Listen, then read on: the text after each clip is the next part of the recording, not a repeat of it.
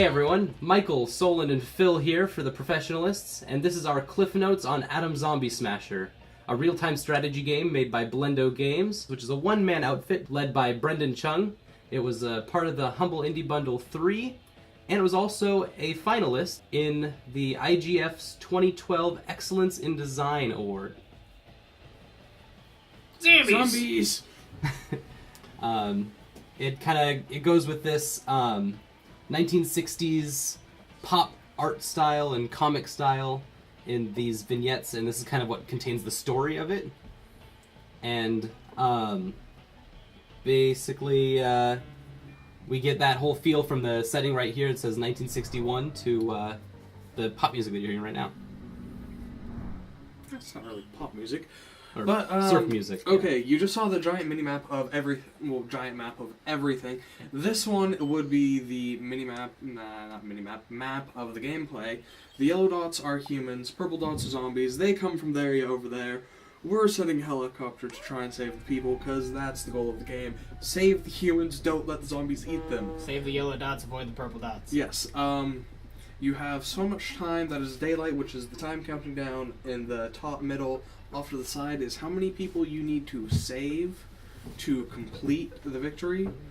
Bottom left corner-ish, bottom left corner of the map shows how much population is actually still alive on the map.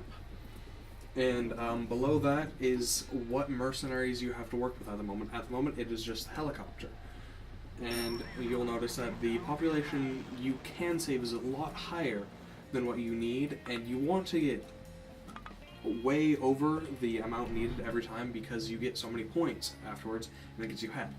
Also, you randomly get mercenaries after every mission until you have all, I believe, 7 of them. We're starting off getting their artillery here. My personal favorite. It's amazing, blows things up, it's fun. Hammer time.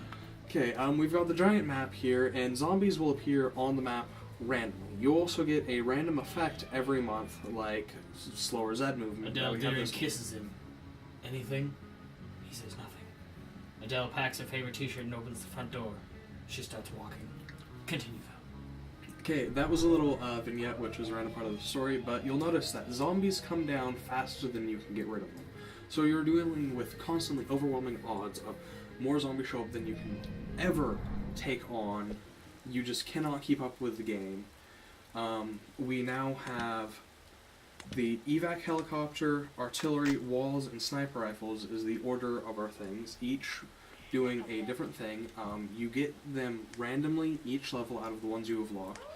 The levels that are shown here are randomly generated, so there is no set strategy. Well, this is what I'm going to do every single time. You have to come up with a new thing to deal with the issues that are going on. Mortars in action. Mortars are an amazing thing. Hellfire from the sky. The lightning can hit and kill zombies. It doesn't happen a lot. For the first good chunk of the game, you'll just start off with these normal little zombies. But eventually, there are milestones you unlock. The last ones for the zombies are giant zombies. You'll see them later in the videos. These really big squares. They walk through whatever. They're a lot harder to kill. You basically have to hit them with explosives. As you use your mercenaries, as you just saw, they will level up. And you can make it so they are even better when they level up. You also, if you kill off all zombies before it becomes nightfall, take over a territory, so you get points every turn from that territory, which is a victory over the territory. So we've got a lot of different things going on in a very small space. This is kind of the idea where you're like setting this, you're basically making a campaign from like the general's seat, and you have to oversee all this stuff happening. You can't actually do anything in the sense that these are real-time strategy games, and that's kind of what you do is you set things in motion. But that's kind of where you're stuck to only doing like the bureaucratic level of what you can do. So there's a lot of points where there's just random things that get in the way. Sometimes they're good, like right now it's a short daytime, and there's less Zed, which is not too bad. But other times you might not get like the kind of mercenaries that you need. So like with this setup we have right now, there's a lot of things we can do at like the beginning, but not enough to do later in the level, so we can only rescue so much. But in this case, we get so set up well that we can actually just clear the level in one go. Boom. And so that gives us such a big advantage that we not only capture the territory, but we also get 20 points around. The Zed get absolutely no points, and we can start unlocking stuff and taking the lead that we need. And that actually had us hit a very big mile marker for the humans, which is the ability to do research. You can get super scientists throughout the game. Super scientists, because of course they have a fancy little S on their shirt, otherwise they wouldn't really be super. Asa Wellington commences his first radio address as the Nuevo Presidente. If we are to survive the Nuevos Aires we once knew must first be destroyed, we will rebuild ourselves with a new identity, solitary, poor, nasty, brutish. Oh no! I really don't see the difference. But even though we're nasty and brutish, God keep our land glorious and free. Okay, the research lab is just, researchers are a form of currency. You can use them to buy a whole bunch of different things to make the game even easier, but you don't really get a lot unless you deal with a level 4 infestation, which gets you 35 no matter what, but not a lot of victory points to help you out. So it's a bit of a give and take, and it's something that it really matters on the extended games, but on a standard and short game, it doesn't make nearly as much of a difference. The blue dots represented here are the scientists. Throw the scientists into the science juicer, create scientist pulp, pay to get upgrades. This is the best example of like what a level 3 infestation represents, as the infestations kind of randomly are thrown, kind of like darts at a dartboard.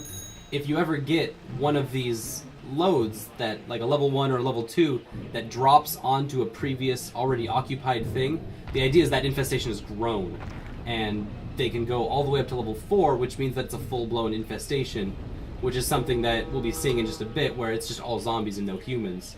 So this idea is there is a lot of people in a very big area, but way more zombies.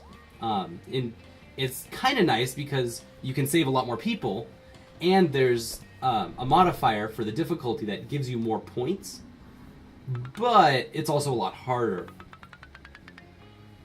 So you kind of have a give and take between and you have to really choose what's important at the time.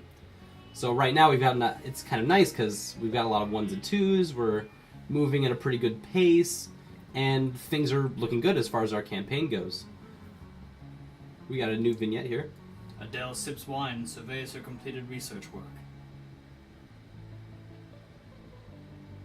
For a long time. A hollow feeling rolls around the pit of her belly. She realizes she wants to burn something. Adele begins writing her manifesto. Okay, here's our first run into a 4. You'll notice when a 4 happens, all the areas around, well not all of them, most of the areas around the 4 go up a level, which means 4s can chain react, and you'll go from 1-4 to 4 or 5 4s and go, well, fuckity fuck, why? What just happened? Technically speaking, yes. And the catbird cannon! It just shows up, pick an area, and go, yeah, there's nothing in that area. The second of the unlocks, the catbird cannon. Once you get enough points by rescuing people and or killing enough Zeds, that unlocks, and you can use it basically at the nice times when you really need to. Such as right here. So this is an example where we're kind of employing a lot of different things like the infantry and the snipers and all these different kind of mercenaries that they serve very different purposes, but they work together to create a very cohesive unit. Like we have this Zed bait that's attracting a whole bunch of people into one place, so the sniper can slowly pick them off, and so they don't get into all the humans that we're trying to save, and we were able to save all of them at this point because of it. Rack up a whopping 521 puntos. We stick that one in the bank, and we have the elephant bird cannon. So much destruction. You'll see it in just a second. It basically says, hey, there's some stuff on the map. No, there is not. There is not stuff on the map. There is destruction. You only get to use the elephant bird cannon once a year, so in an average game, especially a 6,000 point game, you get to use it once. But when you do, It's kind of more for fun. Yeah. Yeah. It's definitely a great way to get down one of these spores since it is based primarily on destruction. And if you ever had people out there, Yes. However, the fours don't really give you a lot of points. They can only be worth up to 100. But they do give you 35 scientists, which is an amazing amount, since most rounds you can only get up to like 5 to 10 if you're doing it's well. 15 if you get a 3 perfect, I believe. And But also, the big thing on getting a 4, sorry about it, go for it. is You're gonna say that something. they get 40 points a turn off of the 4, but if you take it over, you get 20. So it's that big shift that happens when you take over a 4. Very important in a longer game. Shorter one doesn't make that much of a difference. Glom bomb. Ultimate weaponized zoo animal. Oh no!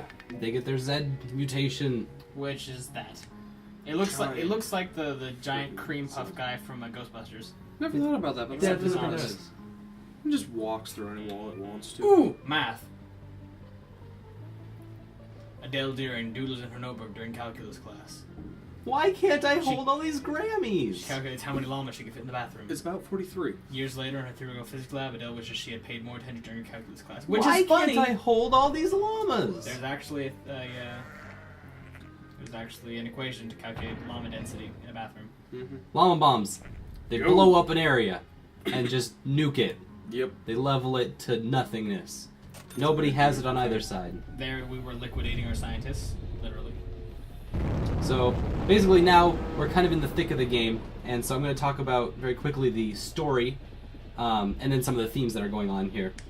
So we have this 1960s setting, the surf music in the background, and the art style, which is very 60s pop art style, as Chung told me in some of the correspondence we had together. The culture at the time is represented by soccer and television, a lot of experimental music and film. You get a little bit of that in the vignettes. On top of that, just to put some like context to it, around this time, not at this time, but we're talking. This is in South America. You've got Revolutionary Che Guevara is more than just T-shirts. He's actually doing stuff. You have the Cuban Missile Crisis is 1962. So you get the idea that the world is on edge, which kind of gives this a little bit more relevance, especially with like satellites and stuff. This is a decade after World War II. We got a bunch of social revolutions in America between African Americans, women, counterculture, LGBT, Hispanics, etc. Basically, you can just listen to the second verse of Billy Joel's "We Didn't Start the Fire," and you can get everything you need from that. The setting's Nuevos Aires, which is a parody of Argentina's capital, Buenos Aires, which, just like in this, is a presidential republic run by El Presidente, although maybe not necessarily as Insane sociopathic. badass. But you can kind of get the idea of these tight, cramped, and compact city areas, very urban in its design. They're highly organized and divided. You kind of get that with the little counties, sections of the big map. And we get the story comes in these vignettes. They're totally randomized, which is kind of a cool little thing. Yeah, that's what Force Terminal have. And they have this campy comic style, which gives the effect of... And here is called a chain clusterfuck, Yep. where just 4s turn 3s into other 4s, which turn 3s into other 4s, which turn 3s into other 4s, which turn that 3 into a 4. Remember how we were doing great? We're not. This We're is about to lose. The main theme of this game is the idea that... We're 15 points ahead. The idea of sacrifice and the hopelessness of the zombie invasion. You can never envelop the entirety of the zombie invasion. Even with the Elephant Bird Cannon. And that's why, I mean, That's even... because the El Presidente didn't like it's. Even down to the goal of this game, we have a 3 we can grab, and that's it. So basically, this is going to be like our last hurrah. This is where, okay, we either have to win right here by some strange miracle, or we're fucked and we lose.